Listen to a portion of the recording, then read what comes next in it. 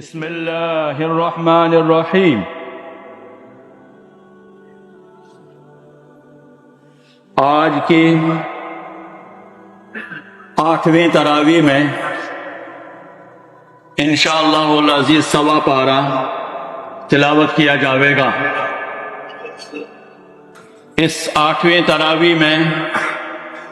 سورہ انفال جس کی 75 آیات کریمہ ہیں، مکمل سورہ انفال تلاوت کی جاوے گی۔ 10 رکوع ہے، 75 آیات ہے، مدینے میں نازل ہونے والی سورت ہے، سن 2 ہجری میں نازل ہوئی ہے یہ سورت۔ اس کے بعد پھر سورہ توبہ، سورہ انفال ابتدا میں سن 2 ہجری میں نازل ہونے والی سورت، سورہ توبہ آخر میں فتح مکہ 8 ہجری کے بعد سن 9 ہجری میں شوال میں جا کر یہ سورت نازل ہونے والی سورت ہے، سن 9 ہجری میں، اور اس کی 129 آیات کریمہ کل ہیں۔ اگر آج کی تراویح میں 93 آیات پارے 10 کے آخر تک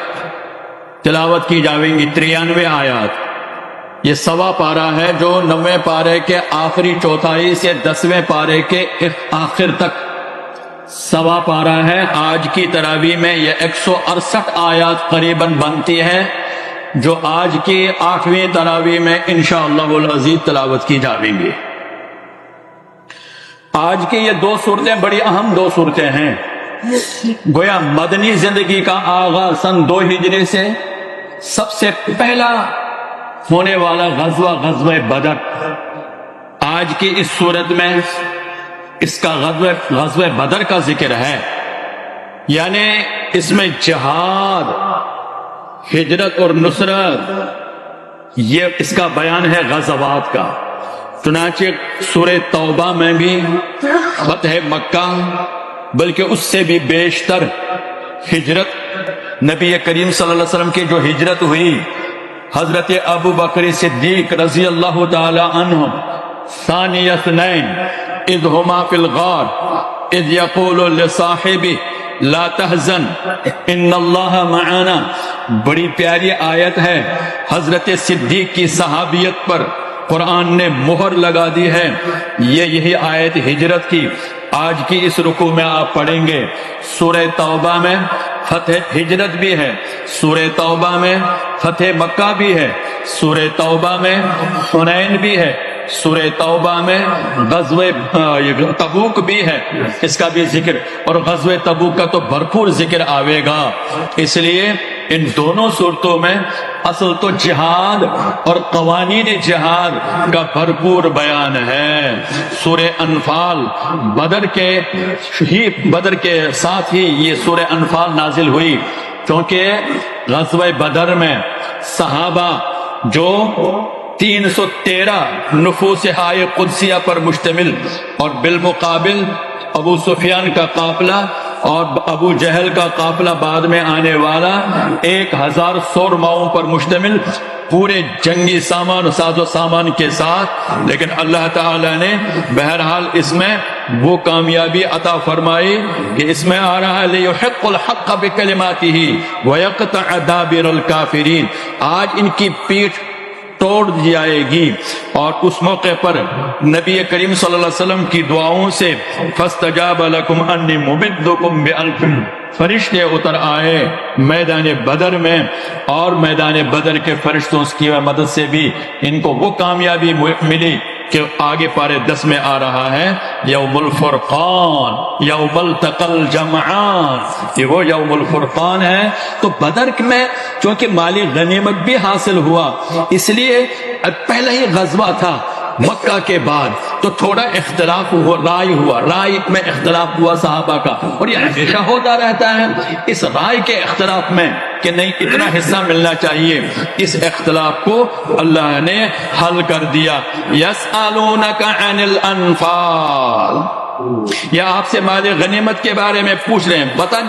دیجیے وَاعْلَمُوا أَنَّمَا غَنِمْتُم مِّن شَيْءٍ، اس کا 5واں حصہ بیت المال میں، بقیہ 4 حصے مجاہدین میں بانٹ دیے جاویں گے، اس کے علاوہ جو کچھ زائد ہے وہ اللہ اور اللہ کے رسول کا ہے۔ یہ بتا کر پھر اللہ تعالی نے اس میں 5 صفات پہلے مجاہدین کے بیان کیے، مومنوں کے، بلکہ مومنوں کے 5 صفات۔ انما المؤمنون الذين اذا ذكر الله وجلت قلوبهم، مومن وہ ہے جس کے دل میں خوف خدا ہو، خوف خدا ہو تو بڑے بڑے اختلافات منٹوں میں حل ہو جایا کرتے ہیں، خوف خدا نہ ہو،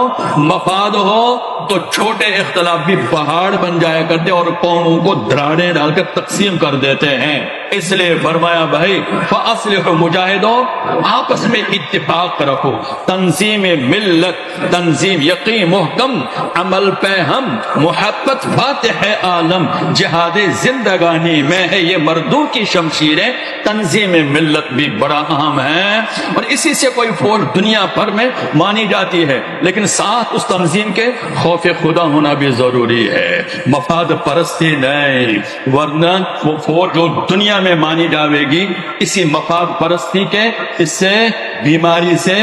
بالکل گر جائے گی، اپنوں ہی میں گر جائے، اللہ حفاظت فرمائے۔ بہرحال تو 5 صفات بیان فرمائے، توکل رکھو اللہ پر، خوف خدا، اور بڑی اہم صفت، آپ کا وقت لے رہا ہوں، آج کی بڑی اہم صفت مومن کی، وَإِذَا تُلِيَتْ عَلَيْهِمْ آيَاتُهُ زَادَتْهُمْ ایمانا، قرآن پڑھا کرو، اگر ایمان کو وجد میں لانا چاہتے ہو، ایمان کی نورانیت پیدا حاصل کرنا چاہتے ہو، ایمان کا ذوق، تو قرآن کی تلاوت کر لیا کرو، قرآن نہیں پڑھ سکتے ہو سن لیا کرو، یہ مومن کی صفت ہے۔ آج تو ہمیں قرآن نہ پڑھنا آتا ہے نہ سننے کا ذوق ہے تو کان میں ٹھونسے ہوئے گانے ہیں۔ وَإِذَا تُلِيَتْ عَلَيْهِمْ، تو یہ صفات بیان کر کے پھر 5 جہادی قوانین بیان کیے۔ اے مجاہدوں، جہاد میں پیٹ نہ پھیرو، مرو شہید ہو جاؤ، مارو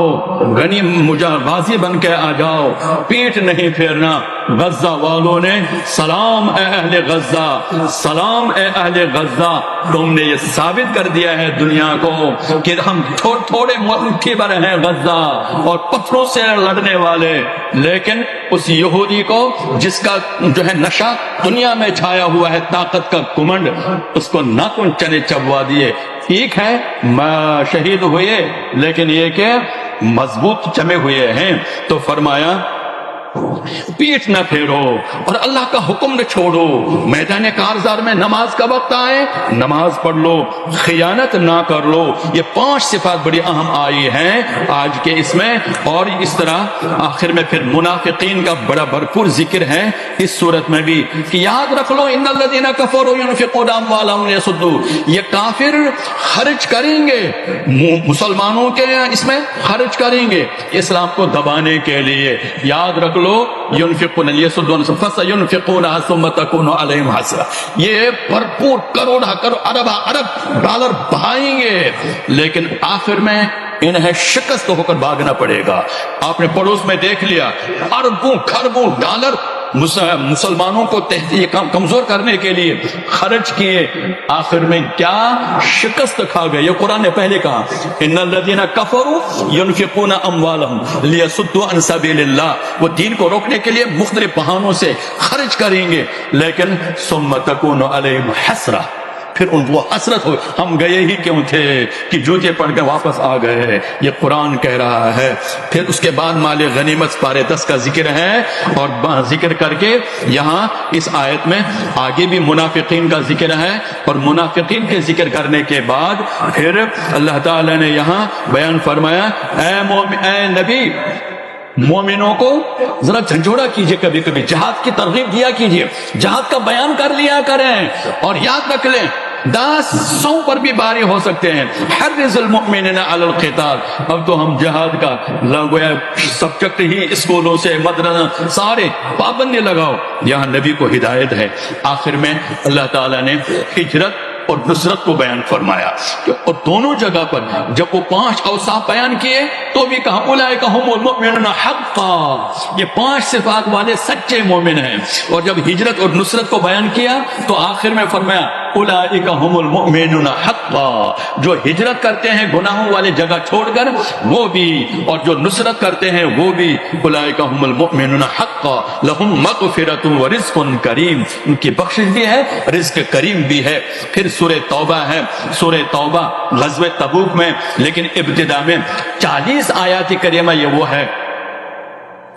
40 آیات کریمہ وہ ہیں جو حضرت نبی کریم صلی اللہ علیہ وسلم نے حضرت صدیق کو پہلے، اور پھر سن 9 ہجری کے اواخر میں 10 ہجری میں، اور حضرت علی رضی اللہ تعالیٰ عنہ کو کفار مکہ بھیج دیا تھا، جائیے اب کہہ دیجئے ان مکہ والوں سے، کافروں سے قیامت تک اعلان کر لیجئے، وہ کافروں ہم تمہارے ماتحت اب نہیں رہیں گے، اور اب تم سے دب کر نہیں کوئی معاہدہ کریں گے، اللہ اب دب کر تمہارے ساتھ معاہدہ نہیں کریں گے۔ اعلان براءت ہے، براءۃ من اللہ ورسول الی الذین عاہدتم من المشرکین، 4 مہینے کی مہلت ہے حرم میں، مکہ میں 4 مہینے، کاروبار سمیٹو، 4 مہینے کے بعد اے نبی جو کوئی مل جائے، انہوں نے تمہیں ستایا تھا نا، اب اعلان ہے میری طرف سے اجازت ہے، فقتلوا مشرکین کافہ، مشرکین فقتلوا المشرکین حیث وجدتموہم واحصروہم، گھات لگا کر بیٹھے، مارے ان کی کھوپڑیوں کو۔ اب وہ سخت ترین حکم ہے۔ اس کے بعد پھر بتلایا کہ ایمان کے بغیر کوئی عمل قبول نہیں، نہ صدقہ، نہ خیرات، نہ تعمیر مسجد، نہ کعبہ کی۔ کیف یکون للمشرکین عہد عند اللہ ما کان للمشرکین ان یعمروا مساجد اللہ، اور تم کہتے ہو کہ ہم وہ کر رہے ہیں سقایت الحاج ہیں، ہم کعبہ کے معمار ہیں، کوئی ضرورت نہیں ہے، ایمان ہے تو آ جاؤ، ایمان نہیں تو کوئی قبول نہیں ہے۔ اس کے بعد پھر غزوہ حنین کا ذکر فرمایا، لقد نصرکم اللہ فی مواطن کثیرہ وحنین، اور حنین کا ذکر کر کے پھر یہود کا ذکر کر کے پھر آگے فرمایا کہ وہی ہجرت والی بڑی پیاری آیت ہے، اور تبوک کا یہ 40 آیات ذکر کر کے آخر میں تبوک کا آغاز ہو رہا ہے، انفروا خفافا وثقالا، اور اسی تبوک میں عرض کر دیا نبی کریم صلی اللہ علیہ وسلم کی ہجرت اور نصرت یہ بیان کر کے خاص کر یہاں غزوہ تبوک کی ان آیات میں 5 جگہ پر منافقین کا مختلف انداز میں ذکر کیا ہے۔ منافقین غزوہ تبوک میں پیچھے رہنے والے ہیں، پیچھے رہ کر عذر لنگ بیان کیا کرتے تھے، چھٹیاں لیا کرتے تھے۔ اللہ نے کہا رسول اللہ صلی اللہ علیہ وسلم کو آپ کیوں جلدی معاف کر رہے ہیں، عفا اللہ عنک لما اذنت لهم، کیوں آپ اجازت دیتے چھٹی دے رہے، چھٹی بالکل نہیں دیں تاکہ ان کا نفاق کھل جائے۔ پھر ایک منافق نے کہا میں نہیں جاؤں گا مال، اللہ نے کہا ان کا کوئی مال قبول نہیں کیا جائے گا۔ ان منافقین کی خصلت یہ بھی بیان کر لی کہ یہ منافقین بے حیائی کو فروغ دیتے ہیں اور مومن نیکیوں کو فروغ دیا کرتے ہیں، یہ فرق بھی بتا دیا۔ اس کے بعد پھر یہ منافقین ہیں، یہ مومنوں مسلمانوں کے زکوٰۃ صدقات میں طنز کرتے ہیں، اس لیے صدقات کے مصارف بھی ہم بیان کر لیے، انما صدقات للفقراء والمساکین والعاملین علیہا، اور یہ منافقین یہ صحابہ کے اس صدقہ دینے کو اور نبی صلی اللہ علیہ وسلم پر طنز کر کے تکلیف دیتے ہیں،